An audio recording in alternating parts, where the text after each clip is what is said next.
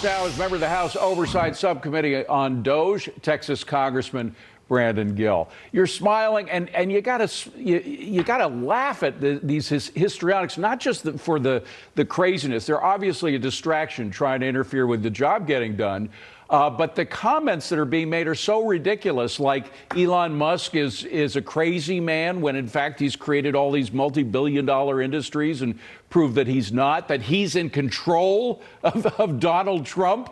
Of all people in the universe, everybody in the world knows that nobody controls Donald Trump. Do you think any of this is going to penetrate with the American public, or are they too smart for that? Well, thanks for having me on, and you're exactly right. You know, President Trump and Republicans have been talking about cutting waste, fraud, and abuse from the federal government for months and months now. Democrats want to pretend that DOJ is something new or that Elon Musk's involvement is something new. We've been talking about bringing Elon Musk in for months. The voters of Texas 26 have been asking me frequently when Elon Musk is going to get involved in rooting out this abuse. The problem here is that Democrats are apoplectic, but they're not upset about the abuse of taxpayer dollars. They're upset that it's now finally being exposed, and we're going to go after it aggressively. I want to move on to this, Congressman, making sure all your tax dollars are accounted for. The House DOJ subcommittee plans to grill the heads of NPR and PBS to ensure that their reporting is fair and balanced. Democrat Senator Ed Markey wasting no time piping up, claiming the hearing is censorship dressed up as oversight.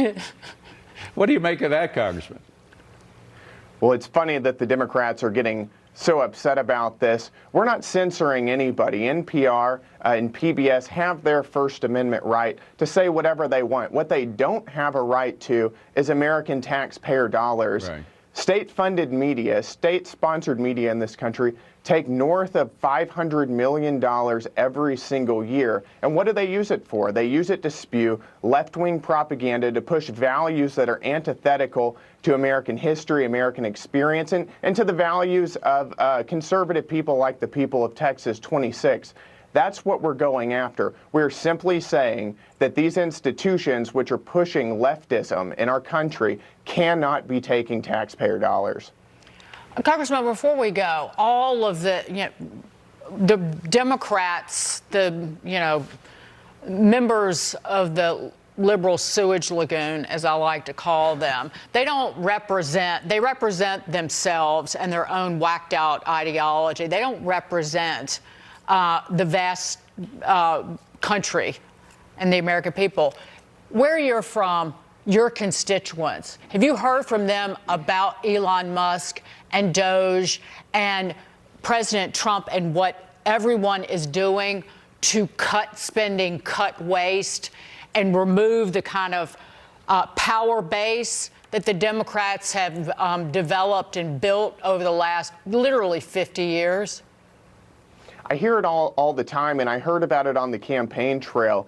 This is what Republicans ran on. And one of the things that we're seeing right now with all of this waste, and I'll give you a few examples. We're going after things like $13 million spent on a pickleball complex in Las Vegas.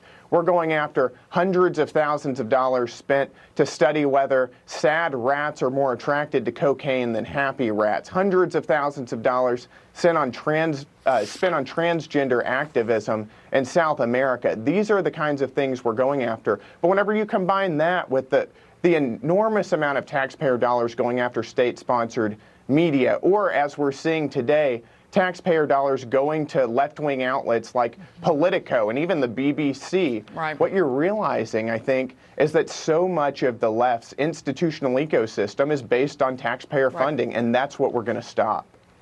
Brandon Gill, thank you so much for being here, Congressman. Really appreciate it. Thanks for having me. Yep. Coming up, President Trump today is signing his most common sense executive order yet, keeping men out of women's sports. Well, two women who have been fighting for this for years are here after the break